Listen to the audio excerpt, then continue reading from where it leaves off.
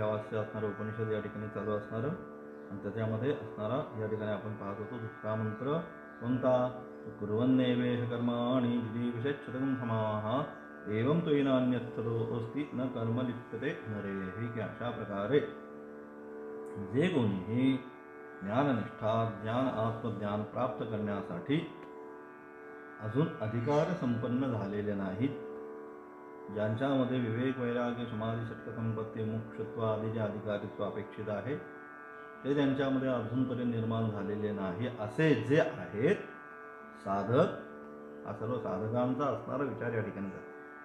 मग त्यांनी काय केलं पाहिजे? मग त्यांनी काय बाबा आम्ही ज्ञान योगनिष्ठेसाठी अजून पात्र नाही म्हणून काय शांत बसलं पाहिजे का? मग त्यांनी काय केलं पाहिजे? तर त्यांनी काय केलं पाहिजे? त्याच्या अनुषंगाने त्याची असणारी प्रपीठिका पूर्वपीठिका त्या अनुषंगाने काय केली पाहिजे? मग कर्म केली पाहिजे.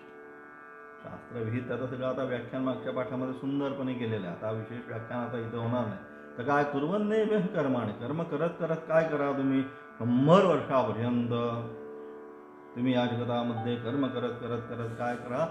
जीवन जगा आणि मग त्याप्रमाणे त्या व्यतिरिक्त एवं तो न अन्यथः अस्ति न कर्म लिप्यते नरेहि, या व्यतिरिक्त दुसरा कोणताच मार्ग त्या ठिकाणी नाही. कारण अशा प्रकारची जी शास्त्रविहित कर्म केल्यानंतर तुला कोणतीही अशुभ कर्म न कर्म लिप्यते नरः म्हणजे जे अशुभ कर्म आहे त्या अशुभ कर्मांचा तुला या ठिकाणी स्पर्श होणार नाही. अशा सारासार मंत्राचा असणारा या ठिकाणी भावार्थ त्या मागच्या पाठामध्ये याची विशेष व्याख्या आपण केलेली आहे. आता आज या ठिकाणी असणारं भाष्य जे आहे भाष्याचा आरंभ आपण करत आहोत. भाष्य काय म्हणतात? एवम आत्मविदः काय पुत्राद्देशनात्रय संन्यासेन आत्मज्ञाननिष्ठातया आत्मरक्षितव्य इति एषा वेदार्थः. अथ इतरस्य अनात्मज्ञया आत्मग्रहणाय अशक्तस्य इदम उपदिशते मंत्राः. की अशा प्रकारे काय वरील श्रुतीचे हेच तात्पर्य आहे. काय? आत्मविद्यासाठी वरील श्रुतीचे म्हणजे पहिली जी श्रुती आहे जे सांगितलं ईशावास्यमिदकं सर्वं यत्किंच जगत्यां जगत ही जी श्रुती आहे अशा प्रकारे वरील श्रुतीचे हेच तात्पर्य. काय तात्पर्य? की आत्मवेत्तासाठी पुत्रादी ऐषणात्रयाचा त्याग करून आत्मनिष्ठ होऊन आत्मरक्षा केली पाहिजे. की जो आत्मनिष्ठ आता या सगळ्या गुण त्याला प्राप्त झालेले आहेत.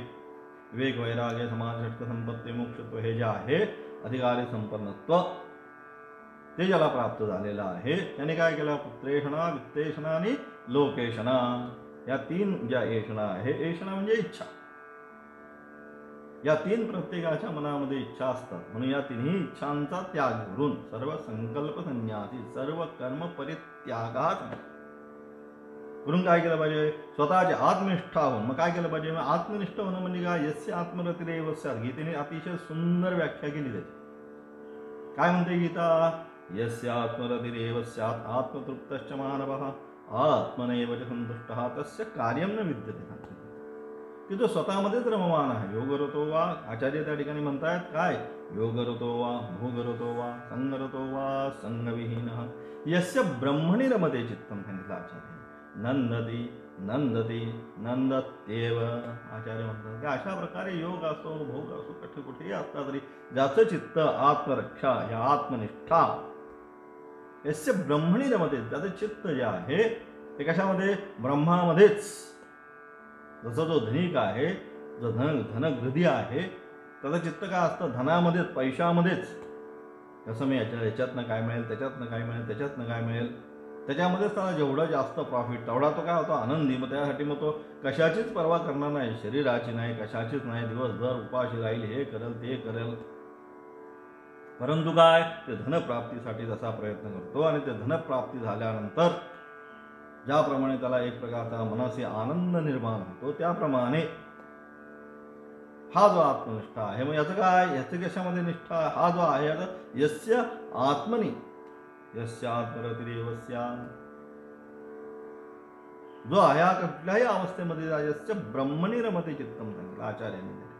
ब्रह्मामध्ये याचं चित्त जे आहे हे रममान होतं. याचा परब्रह्मत्वाचा असणारा बोध साक्षात अपरोक्षात ब्रह्म, अपरोक्ष जे ब्रह्मतत्व आहे त्याचा साक्षात त्याला काय होतं? त्या ठिकाणी बोध झाल्यानंतर नंदती नंदती नंदते. व त्याला बाकी दुसरं काहीच जे आहे विषयामध्ये प्राप्त होणारा जो आपला आनंद आहे हा आनंद त्याचा संतो. विषय तो त्यांचा झाला नारायण सांगितलं.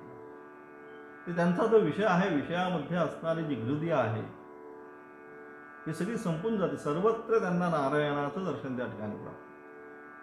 म्हणजे अशा प्रकारे असणारा हा आत्मनिष्ठ काय केलं पाहिजे, अशा प्रकारे आत्मनिष्ठ होऊन मग काय केलं, आपली आत्म रक्षा केली पाहिजे. कोणी, जो संन्यासी आहे, जो ज्ञान मार्गामध्ये आहे, आता जो आत्मतत्व ग्रहण करण्यात असमर्थ दुसरा, की ज्याने अजून आत्मतत्व प्राप्त करण्यासाठी अजून समर्थ नाही, त्याला अजून तेवढा अधिकार प्राप्त झालेला नाही, असा जो दुसरा आहे असमर्थ साधक, त्याच्यासाठी या मंत्राचा उपदेश करतात की अशा प्रकारे आता ज्याला आत्मनिष्ठा अजून प्राप्त झालेली नाही, त्याच्यासाठी अजून त्याचे काय आहे, अजून अंतःकरणाची असणारी वृत्ती किंवा अंतःकरणामध्ये तेवढी असणारी धारणा शक्ती, अंतःकरणाची असणारी शुद्धी अजून तेवढी झालेली नाही. मग असा जो साधक आहे त्याच्यासाठी काय करतात, त्याच्यासाठी या मंत्राचा उपदेश करतात. या मंत्राचा म्हणजे आता येणारा जो दुसरा मंत्र आहे, त्या दुसऱ्या मंत्राचा उपदेश जो कोण कर्मयोगीत होतो. लोकेस्मिन द्विविधा निष्ठा सांगितली. पुरा प्रोक्ता मया नघ ज्ञानयोगेन सांख्यानाम कर्मयोगेन योगिनाम सांगितलं. दोनच प्रकारच्या निष्ठा या ठिकाणी भगवंतांनी गीतेमध्ये सांगितल्या. एक कोणती, कर्मनिष्ठा आणि ज्ञाननिष्ठा.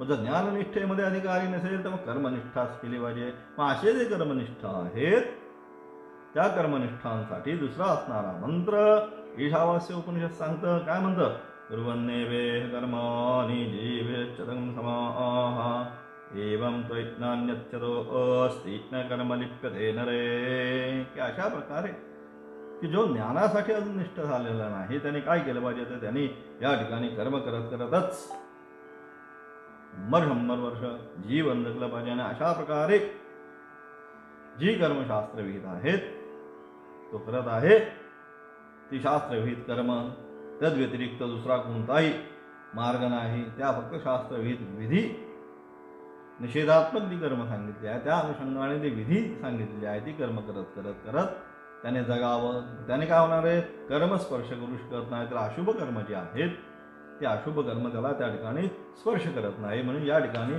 काय केलं, तर कर्मासाठी जो ज्ञानासाठी अधिकारी नाही त्याच्यासाठी कर्मासाठी त्याने कर्माचंच अनुष्ठान केलं पाहिजे.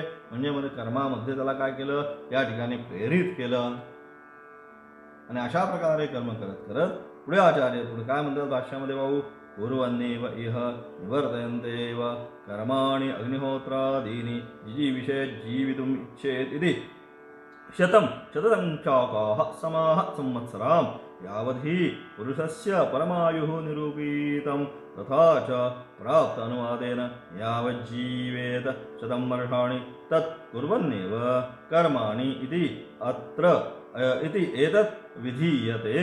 अशा प्रकारे काय या लोकांमध्ये म्हणजे मनुष्य लोकांमध्ये, कर्मलोक आहे हा, त्या मनुष्य लोकांमध्ये काय केले पाहिजे, या लोकांमध्ये अग्निहोत्रादी, अग्निहोत्राच्या अनुषंगाने नित्यनैमित्तिक काम प्रायश्चित्त, हे 4 प्रकारची शास्त्राने आम्हाला कर्म केली. जी नित्यकर्म म्हणजे दररोज केलं पाहिजे. अरसंध्या उपासीन यावत जीव अग्निहोत्राम कुर्यात, ही जी काय आहे नित्य, जी अकरणे प्रत्यवाय, नित्यकर्माचं उत्तर शास्त्राने दिली. अकरणे प्रत्यय, जी केल्यानंतर प्रत्यवाय दोषाची प्राप्ती होते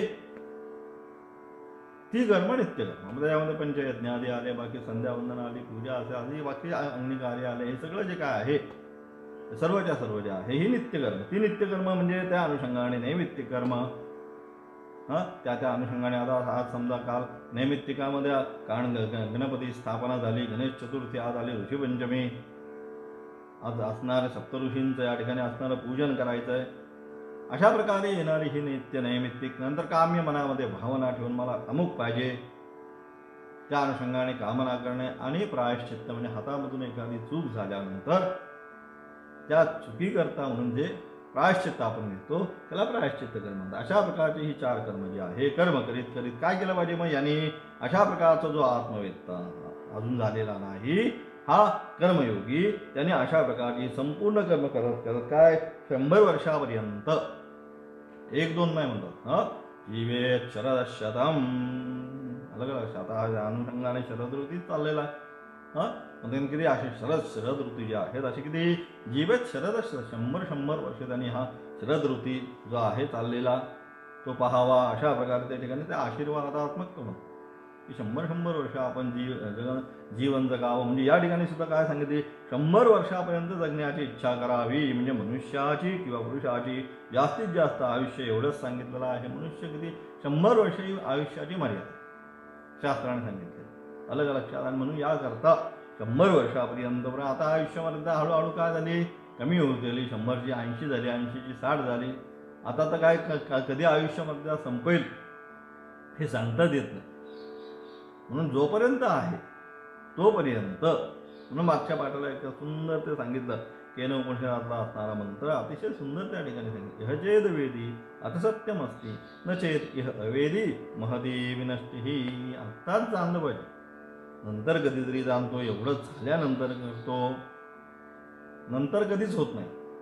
आत्ताच या क्षणापासूनच काय केलं पाहिजे, परमेश्वर काय हे जाणण्यासाठी स्वरूप प्रयत्नशील राहील. त्या परमेश्वराचं स्वरूप काय, माझं स्वरूप काय, ह्याचेच वेद आत्ता लगेच तत्परतेने सांगितलं ऋषींनी. काही शेवट कधी येईल आपल्याला सांगणार नाही.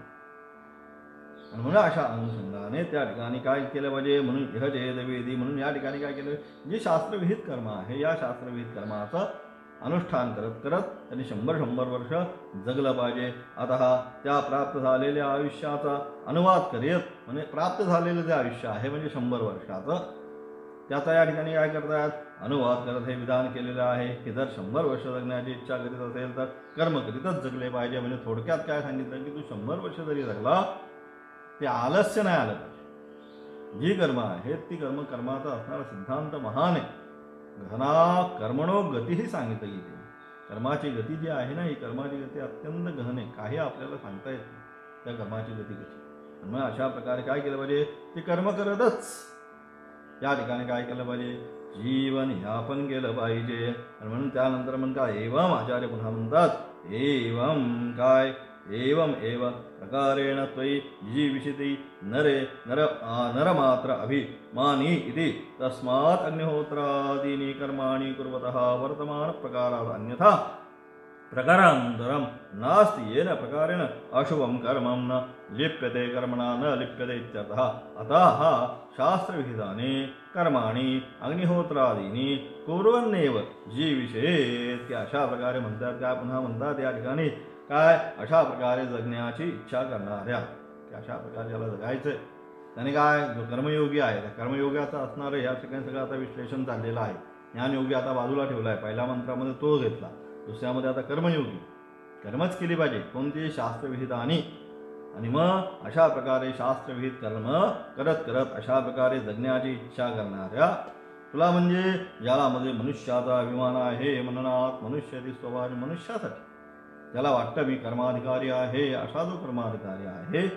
आता सगळे आपण मनुष्य सर्वच पाहतो, मग सर्वच मनुष्य कर्मामध्ये प्रेरित होत आहेत का शास्त्रविहित तर नाही. मग कोण, जो मननात मनुष्य ती स्वभाव जो चिंतनशील, काय चिंतन करतो की हा जो मनुष्य देह मला मिळालेला आहे 84 लक्ष योनीनंतर मिळालेला आहे, ह्याच अलग लक्षात जन्मामध्ये मला त्या परमेश्वराची प्राप्ती करून घेतली पाहिजे. अशा प्रकारे जो चिंतनशील आहे आणि त्या अनुषंगाने त्या परमेश्वर प्राप्तीसाठी प्रयत्नशील राहणारा, मनन करणारा, चिंतन करणारा तो मनुष्य. आणि अशा प्रकारे या ठिकाणी त्याच्यामध्ये मनुष्यत्वाचा अभिमान निर्माण झालेला आहे की मला हे केलं पाहिजे. जर मनुष्य म्हणजे मनन चिंतन करतोय तो, हे मला केलं पाहिजे, अभिमान करण्याला अग्निहोत्रादी कर्मकृत आयुष्य घालवण्यासाठी या व्यतिरिक्त दुसराच कोणता मन. त्यानंतर त्या अशा प्रकारे मार्गाने जात असताना मला काय आता केलं पाहिजे, अशा प्रकारे जो मनुष्याचा अभिमान करणारा आहे, मननशील आहे, चिंतनशील आहे, त्याने काय केलं पाहिजे, तर त्याने अग्निहोत्रादी कर्म करीत. म्हणजे त्या अनुषंगाने तिथे या ठिकाणी आचार्याने अग्निहोत्रादी अनुषंगाने शास्त्रोक्त कर्म, तस्मात् शास्त्रम प्रमाण, त्या अनुषंगाने शास्त्राने विहित जी कर्म सांगितलेली आहे त्या कर्मांचा अनुष्ठान करत करत त्याने काय केलं पाहिजे, कर्मक्रियेत आयुष्य घालवण्यासाठी या व्यतिरिक्त कोणता दुसराच मार्ग नाही. याच्या व्यतिरिक्त अन्य पंथा सांगितला की आता ह्या मार्गाने जातो, आता त्या मार्गाने जातो, कुठलाच दुसरा या ठिकाणी पंथ आता सांगितलेला नाही. एवढा एकच पंथ शास्त्राने सांगितला, एक तर कर्म नाही तर ज्ञान. मग आता ज्ञानासाठी अजून काय अधिकारी नाही, मग कर्म. मग कर्म कोणती? शास्त्रविहित. शास्त्र कोणत्या? नित्य नैमित्तिक कामे प्रायश्चित्त. हे सगळं हा असा क्रमानेच त्याला जायचं अलग लक्षात. आणि म्हणून कारण का? नाहीतर मग काय? आहार निद्रा. त्या ठिकाणी सुभाषितकार अतिशय सुंदर सांगतात. काय म्हणतात? आहार निद्रा भयमैथुनंच एतत् समानं पशुभिर्नराणां धर्मो हि तेषां अधिको विशेषः धर्मेण हीन पशुभिः समानः म्हणतात त्या ठिकाणी. की आहार निद्रा भयमैथुनंच एतत् समानं सांगितलं. पशुभिर्नराणां. नर म्हणजे मनुष्य आणि पशु प्राणी मात्र जे आहेत यांच्यामध्ये या गोष्टी काय? समसमान आहेत. काय? आहार म्हणजे खाणं, निद्रा म्हणजे झोपणं, आहार निद्रा, भय म्हणजे भीती मनामध्ये असणारी, मैथुन म्हणजे मनामध्ये असणारी कामवासना. या 4 गोष्टी ज्या आहेत या 4 गोष्टी मनुष्य आणि प्राणी मात्र यांच्यामध्ये काय? समसमान आहे. आहार निद्रा भय मैथुनंच एतत् समानं सांगितलं. या समान आहेत. काय? पशुभिर्नराणां. पशु आणि मनुष्यांमध्ये. मनुष्यामध्ये विशेष काय आहे? धर्मो हि तेषां अधिको विशेषः. धर्म करण्याची प्रवृत्ती जी आहे ही धर्म करण्याची प्रवृत्ती हे मनुष्यामध्ये विशेष. आता जे सांगितलं मननात मनुष्याची स्वभाव मनन चिंतनशील आहे. मला काय केलं पाहिजे हे मनामध्ये चिंतन जो करणारा आहे तो मनुष्य. म्हणून धर्मो हि तेषां अधिको विषय. करणार चिंतनशील मननशील जो आहे तो मनुष्य. आणि मग तो त्याच्यामध्ये विशेष काय? मग त्या अनुषंगाने जो आपलं जीवन काय यापन करणारा आहे, चिंतन करणारा आहे. धर्म करण्याची विशेष प्रवृत्ती, चांगली कर्म करण्याची विशेष प्रवृत्ती फक्त मनुष्य जन्मावर. म्हणून धर्मो हि तेषां अधिको विशेषः. ती चांगली कर्म करण्याची जी प्रवृत्ती आहे ते मनुष्य जन्मामध्येच आहे. आणि म्हणून धर्मेण हीन पशुभिः समानः. जो आपला हे मनुष्य जन्म प्राप्त करून सुद्धा चांगल्या कर्मांचा चांगल्या मार्गाचा वापर त्या करत नाही तर तो काय? तो पशुभिः समानः. तो आणि पशु प्राणी यांच्यामध्ये कुठल्याही प्रकारचा फरक नाही. म्हणून मनुष्य जो जन्म मिळालेला आहे तो कशासाठी? तया सत्कर्मी रती वाढू. चांगली कर्म करून परमेश्वर प्राप्तीसाठी हा मनुष्य जन्म प्राप्त होतो. म्हणून त्याचा उपयोग त्याचा विनियोग त्याच्यासाठीच झाला पाहिजे. अशा प्रकारे म्हणून काय येतेच या ठिकाणी सांगण्याचा प्रयत्न केला. आयुष्य घालवणे या व्यतिरिक्त दुसरा कोणताही मार्ग, जी शास्त्रविहित जी कर्म आहे ती शास्त्रविहित कर्माच्या व्यतिरिक्त दुसरा कोणताच त्या ठिकाणी मार्ग नाही ज्यामुळे तुला अशुभ कर्म स्पर्श करणार. म्हणजे तुझ्या हातनं काय अशुभ कर्म तुला का स्पर्श करणार नाही? कारण का? तर तुझ्या हातामधून काय होईल? मग शुभकर्म जी आहे ती शुभकर्मच तुला या ठिकाणी तुझ्या हातूमधून होतील. कारण जी आहे शास्त्रविहित कर्म जी आहेत नित्यनैमित्तिक आदी ही शुभकर्मच आहे. म्हणून अशुभ म्हणजे काय? जर ती सोडली तर अशुभ कर्माचा स्पर्श होणार आहे. काही काम ज्यांना नसतं मग त्यांना मग अनेक विचार डोक्यामध्ये येतात. हे काय करायचं, ते काय, म्हणजे दुसऱ्याचं चांगलं वाईट कसं करायचं, हे सगळे विचार कधी येतात? जो रिकामा असतो त्याच्या आणि जो कर्मामध्येच असतो त्याच्यामध्ये तेच मला आता हे करायचं, मला ते करायचंय, त्या अनुषंगानेच कर्मामध्ये येतो विजय. अर्थात ज्यामुळे तो पुरुष कर्माने लिप्त होणार नाही. म्हणजे अशा प्रकारे ज्यावेळेस तो शास्त्रविहित कर्म करेल त्यावेळेस त्याचा असणारं उत्कृष्ट प्रकारचं फल त्याला प्राप्त होईल.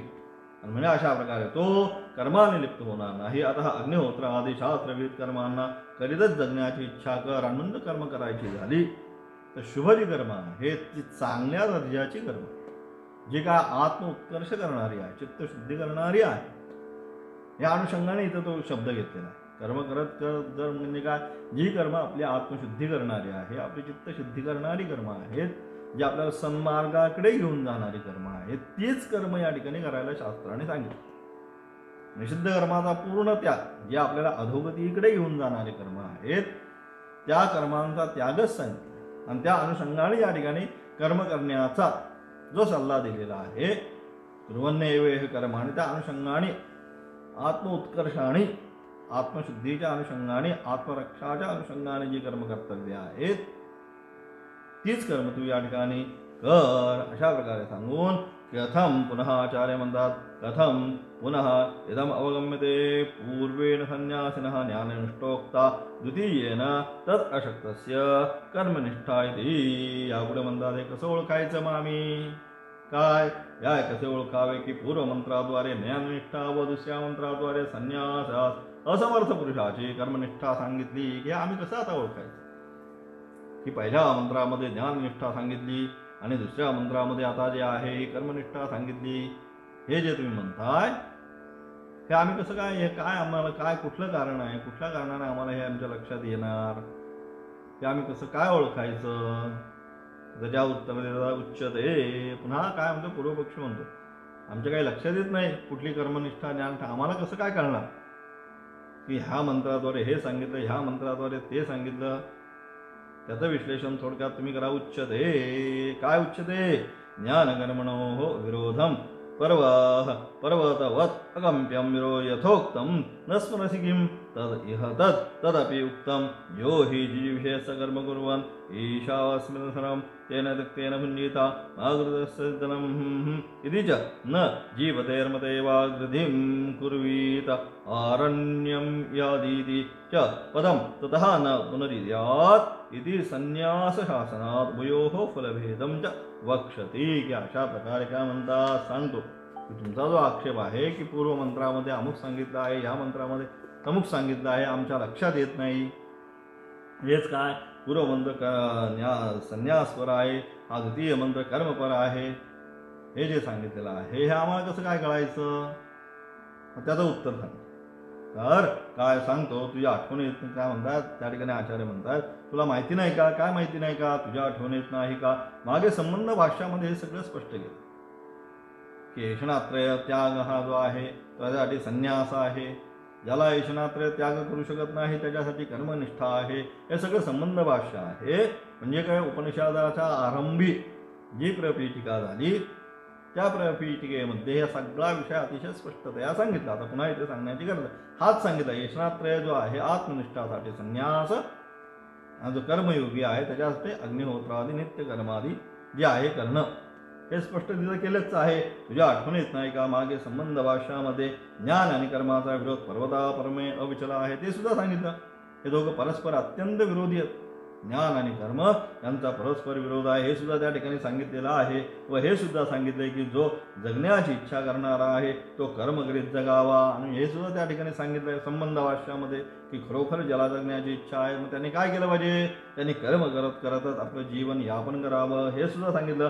त्याचप्रमाणे सर्व परमेश्वराने आच्छादित आहे त्या चराचराच्या जगताच्या त्यागाने आत्मरक्षा केली पाहिजे हे सुद्धा मागे सांगितलं. ज्याला जगण्याची इच्छा आहे त्याने काय केलं पाहिजे, कर्मच केले पाहिजे. परंतु तद्व्यतिरिक्त ज्याला परमेश्वर काय आहे तेच परमेश्वराने आच्छादित झाले. ईशावास्यमिदं सर्वम, हे जे आहे परमेश्वराने आच्छादित केले आहे त्या चराचरा जगताचा काय त्यागानेच आत्मरक्षानेच त्याची प्राप्ती होते. की ज्याला वास्तविक संपूर्ण जगतामध्ये ईश्वराचं दर्शन करून घ्यायचं असेल तर त्यासाठी काय त्यागाने त्यागे नैके अमृतत्वानुषुः. त्या ठिकाणी मंत्र आहे, वेदमंत्र काय म्हणतो, न कर्मण न प्रजया धनेन त्यागे नैके अमृतत्वानुषुः. संन्यासी आल्यानंतर हा मंत्र त्या ठिकाणी म्हणतात पूर्णकुंभ घेऊन, ओम पूर्णमदः, सगळंच पूर्ण आहे त्यांच्या दृष्टीने. मग त्यानंतर न कर्मण न प्रजया धनेन त्यागे नैके अमृतत्वानुषुः. न कर्मण न प्रजया धनेन त्यागेन एके सांगितले. कर्म प्रजा धन हे काही जरी प्राप्त केलं तरी त्याने त्या अमृतत्वाची प्राप्ती होत नाही. हेच मैत्रेयीचा प्रश्न त्या ठिकाणी याज्ञवल्क्यांना आहे. येनाहम न मृतस्या तेन हम किम कुर्यात, की ज्याने मला अमृतत्वाचीच प्राप्ती होणार नाही, तुम्ही हे सगळं देताय आम्हाला, परंतु ह्याने मला अमृतत्वाची प्राप्ती होणार आहे का, आणि ह्याने जर मला अमृतत्वाची प्राप्ती होणार नाही तर घेऊन तरी मी काय करू. येनाहम न मृतस्या तेन हम किम कुर्यात, असा प्रश्न आहे मैत्रेयीचा. मग ते अमृतत्वाची प्राप्ती जर करायची असेल त्यागे नैके अमृतत्वानुषुः. शास्त्र म्हणतं त्यागेन एकेन, एक मात्र त्यागेनच त्या अमृतत्वाची प्राप्ती होऊ शकते. त्यागा शांती अनंतरम गीता म्हणते. त्याची जी परमशांती जी आहे, परमशांती कशाच्या द्वारे प्राप्त होते ती परमशांती फक्त आणि फक्त त्यागेन एकेन अमृतत्वानुषुः, फक्त त्यागानेच प्राप्त होती. ते या ठिकाणी सांगितलं काय, या चराचरा जगताचा काय त्यागानेच आत्मरक्षा केली पाहिजे, त्यागानेच आत्मरक्षा होऊ शकते. आत्मरक्षा होऊ म्हणजे आत्मतत्वाचं ज्ञान त्या ठिकाणी प्राप्त होऊ शकतं. कोणाच्या धनाची इच्छा करू नका. आणि म्हणून महागृध कस्य सिद्धरम, कोणाच्या धनाची काय कर तू इच्छा करू नका इत्यादी मंत्राद्वारे कर्म व ज्ञाननिष्ठाचा भेद निरूपण केला आहे. या सगळ्या मंत्राच्या द्वारे सुद्धा काय सांगितलं, कर्म आणि ज्ञानाचा असणारा जो भेद आहे भेद सुद्धा या ठिकाणी निरूपित केलेला आहे. त्याचप्रमाणे जीवन व मरणाचा लोभ नसणाऱ्याने त्याचप्रमाणे हे सुद्धा सांगितलं उपनिषदांमध्ये अलग अलग. वानप्रस्थ त्याला म्हटलं, मग काय सांगितलं, आरण्यक म्हटलं त्याला. आरण्यक म्हणजे अरण्यामध्ये जाऊन, म्हणजेच काय, ज्यांना जीवन आणि मरणाचा लोभ झालेला नाही. कोणासाठी उपनिषद, काय महागृध कसली जीवनाची सुद्धा गृधी नाही. मी जगलो पाहिजे ते प्रारब्ध वशातच. अशा प्रकारे जो काय आपलं जीवन हे आपण करणार आहे, म्हणजे जीवन आणि मरणाचा ज्याच्या मनामध्ये लोभ नाही, मी अजून जगावं, त्याला काय आहे आत्ता सदैव मरण, आत्ता जरी मला मरण आलं तरी काही हरकत नाही. त्या अनुषंगाने तो तयारीत राहतो. जसं कुठे प्रवासाला जायचं असेल तर आपण काय एखादी जर गाडी बोलवली, समजा जीप वगैरे एखादी आपण बोलवली, जायचं आपल्याला प्रवासाला अमुक ठिकाणी तमुक ठिकाणी, मग आपण काय करतो, सकाळी 8 वाजता गाडी येणार असेल तर आपण काय करतो, 7:30 पासून सगळं काय करतो, सामान विमान काय जे सगळं असेल आपल्या बागेमध्ये भरून ठेवतो, जे जे लागणाऱ्या सगळ्या वस्तू. आणि काय 7:30 पावणे 8 वाजल्यापासून आपण काय करतो, तयारीत राहतो बॅग भरून. म्हणजे काय कधी गाडी येईल आणि आम्ही बसू, तयारीत राहणार. तसा जो हा आत्मनिष्ठा आहे, अरण्यामध्ये ज्याला जायची इच्छा आहे तर अशा प्रकारे गृधी कुठे ठेवत नाही, तयारीत आहे. काय आत्ता जरी मृत्यू आला, सदैव मरणम, आत्ता जरी मरण आलं तरी त्याला त्याची काही नाही, कारण तो तयारीत आहे. तयारीत म्हणजे मार्गावर आलाय. शुचीनाम श्रीमताम गेहे योगभ्रष्टो विजायते. त्याला माहिती आहे आत्ता जरी मृत्यू जरी आला तरी, जरी अनुषंगाने पुनर्जन्म जरी झाला तरी जो मार्ग आहे 6व्या अध्यायात सांगितला तो मार्ग बदलणार. शुचीनाम श्रीमताम गेहे योगभ्रष्टो विजायते. अत्यंत कुलीन शालीन असल्या पवित्र घरामध्ये पुन्हा त्याचा त्या ठिकाणी जन्म होतो. म्हणजे मार्ग बदलतोय का, आता मार्ग बदलत नाही. त्या अनुषंगाने या मार्गावर येणं महत्वाचं या ठिकाणी. आणि म्हणून तेच सांगितलं, कुठल्याही प्रकारचा जीवन आणि मरणाचा लोभ नसणारा आणि काय वनामध्ये गेलं पाहिजे, म्हणजे अरण्यामध्ये गेलं पाहिजे. ही काय आहे, ही वेद मर्यादा आहे, शास्त्राने सांगितलं की आता उपनिषदांचं अध्ययन करायचं ना, आता तुम्हाला अरण्य शिकायचंय ना, मग काय करा, मग आता चला वनामध्ये गेलं पाहिजे आपल्याला. म्हणजे वनामध्ये गेलं पाहिजे म्हणजे घरामध्ये असणारी आसक्ती जी आहे त्या आसक्तीचा त्या ठिकाणी काय केला पाहिजे, त्याग गेला पाहिजे. ही वेद मर्यादा आहे. व तेथून पुन्हा आणि एकदा गेल्यानंतर तिथे अरण्य शिकल्यानंतर काय त्याचंच तिथे श्रवण मनन निध्यासन करून तिथेच त्याचं चित्त एकदा रममान त्याच्यामध्ये झालं, त्या मंत्रांमध्ये त्या सगळ्या ह्याच्यामध्ये शास्त्राचं श्रवण काय करेल तो, मग आता पुन्हा एकदा घरा येण्याचा त्याचा क्रमच संपेल. तर आता घराकडे जाण्याचं त्याचं चित्तच लागणार नाही. तिथेच एखादी कुटिया वगैरे छानपैकी करेल त्या ठिकाणी. आणि काय भगवंत नावाचं चिंतन असणारं, शास्त्राचं अध्ययन अध्यापन, ह्या गोष्टीमध्येच त्याचं काय रममान होईल, चिंतन त्याचं रममान त्या ठिकाणी होईल. आणि पुन्हा तो घराकडे येण्याची असणारी जी वासना आहे ती वासना त्याची नष्ट होईल. तेच सांगितलं, तेथून पुन्हा घरी येऊ नये, म्हणजे घरी येण्याची आता त्याची अलग लक्षात, त्याला याच्यामध्ये एवढा आनंद आता प्राप्त व्हायला लागला की त्याला आता घराकडे येण्याची असणारी आसक्ती, वासना म्हणजे आसक्ती त्याची त्या ठिकाणी संपेल. घरी येऊ नये या वाक्याने सुद्धा ज्ञाननिष्ठासाठी संन्यास विधानच केलेले आहे. पुढे या दोन्ही निष्ठेंचे फलभेद सुद्धा सांगतात. म्हणजे अशा प्रकारे या ज्ञाननिष्ठेने सुद्धा काय केलं, संन्यासाचंच विधान केलेलं आहे. तरी जायचं नाही म्हणजे काय, घरापासून असणारे आसक्तीचा त्याग करून वनामध्ये त्यांनी काय करावं, राहावं. वनामध्ये राहून असणारं शास्त्राचं श्रवण मनन निध्यासना त्या ठिकाणी त्यांनी करावी. आणि म्हणजे अशा प्रकारे ज्ञाननिष्ठा आणि कर्मनिष्ठा या भिन्न असणाऱ्या या दोन्ही निष्ठेंचे फल सुद्धा सांगतील. पुढे जाऊन या दोन्ही निष्ठेचं असणारं जे फळ आहे ते फल काय ज्ञाननिष्ठा सांगते आणि काय कर्मनिष्ठा सांगते हे सुद्धा पुढे सांगण्याचा त्यांनी काय केलं आहे, प्रयत्न केलेला आहे. यमौतौ एव पंथनौ अनुक्रमन्ततरौ भवन्तः क्रियापदश्चैव पुरस्ता संन्यासश्च उत्तरेण निवृत्तिमार्गेण एषणात्रयस्य त्यागः तयोः संन्यासपथः एव अतिरेचयति न्यासा एव न्यासा एवात्यरे चेत् इति च तैतरैक द्वामेव पंथानौ यत्र वेदाः प्रतिष्ठिताः प्रवृत्तिलक्षणो धर्मः निवृत्तिविभावितः इत्यादि पुत्राय विचार्य निश्चितमुक्तः व्यासेन वेदाचार्येण भगवतः विभागंचनयोः दर्शयिष्यामः की अशा प्रकारे भगवान व्यासांनी सुद्धा काय आलं हे दोनच मार्ग, याच्यापेक्षा तिसरा आता या कुठलाही मार्ग या ठिकाणी यांनी सांगितलेला नाही. हे दोनच मार्ग सृष्टीच्या प्रारंभापासून परंपरागत आहे. अलग लक्ष म्हणून गीतेने सांगितलं हे दोनच मार्ग, याच्या व्यतिरिक्त तिसरा कुठलाच मार्ग नाही. एक कुठला कर्ममार्ग, एक ज्ञानमार्ग, स्वाभिमान, त्याच्या व्यतिरिक्त मंथ नाही. म्हणून हे दोनच मार्ग सृष्टीच्या प्रारंभ आत्ता नाही येते, अनादि कालापासून चालत असलेले दोनच मार्ग आहे.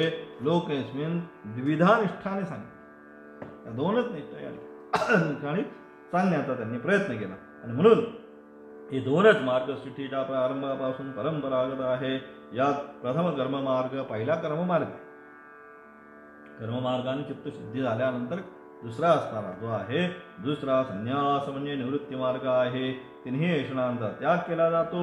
या दोन्ही मार्गामध्ये संन्यास मार्ग उत्कर्षाला घेऊन जातो. हे जरी दोन मार्ग असले तर याच्यामधील उत्तर मार्ग म्हणजे संन्यास हे ज्ञाननिष्ठेचा जो मार्ग आहे हा उत्कर्षाला घेऊन जातो. म्हणजे त्याला स्वस्वरूपाकडे उत्कर्षाला म्हणजे त्याला त्याचं असणारं जे स्वस्वरूप आहे स्वस्वरूप दाखवण्याचा प्रयत्न त्या ठिकाणी होतो. आणि म्हणून त्या अनुषंगाने सर्व शास्त्र श्रुती ह्यालाच काय करतात, बळकटी देतात. कशाला?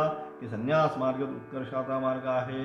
आत्म्याचा उत्कर्ष करायचा असेल तर ऐषणात्र त्याग, सर्व कर्म संन्यास हे शास्त्राने सांगितलं आहे. तैत्तिरीय श्रुतीमध्ये सुद्धा हे सांगितलेलं आहे. संन्यास मार्ग उत्कर्षेला प्राप्त होतो. भगवान वेदव्यासांनी सुद्धा त्यांचा असणारा पुत्र शुकाचार्य त्याला सुद्धा काय सांगितलं? भगवान वेदव्यासांनी सुद्धा अत्यंत विचारपूर्वक आपल्या पुत्राला हेच सांगितलं, काय?